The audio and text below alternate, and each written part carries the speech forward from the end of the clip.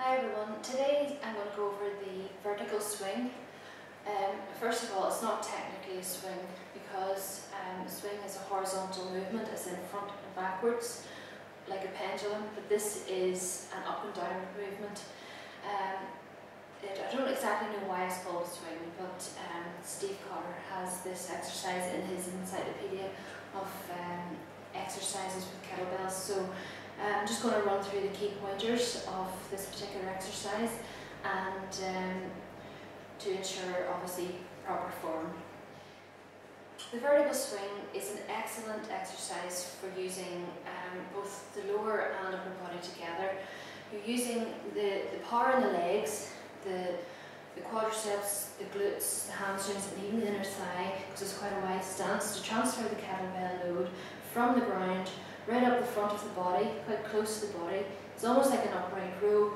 The thumbs pass under the bell and the kettlebell should end up right above the head.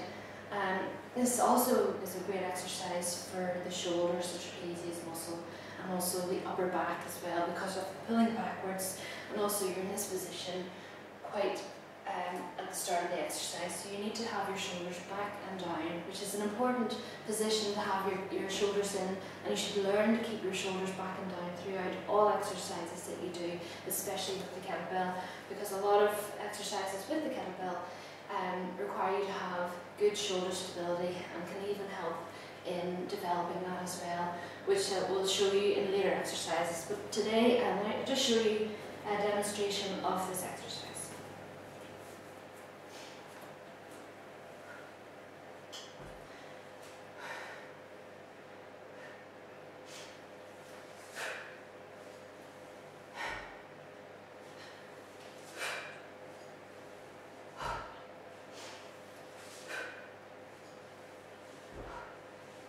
From the front.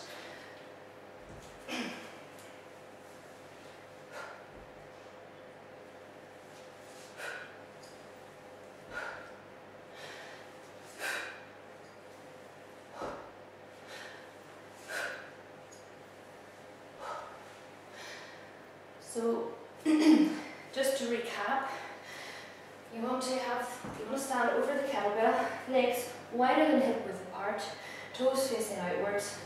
Sit back into a nice sumo squat position, so it's wider.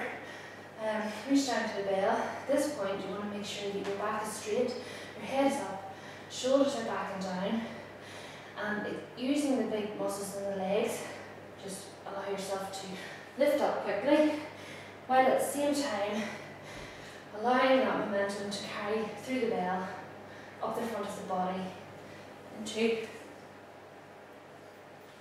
the arms. So the kettlebell, once it gets to here, it's like an upright row. Notice how it's still close to the body, and I'm just going to take a little jolt from the ground.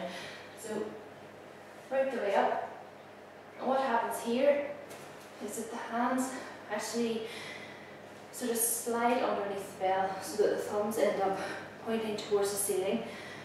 It starts off as an overhand grip, so the knuckles are actually facing the floor, and once you're up here, as you can see, the knuckles are facing basically behind you.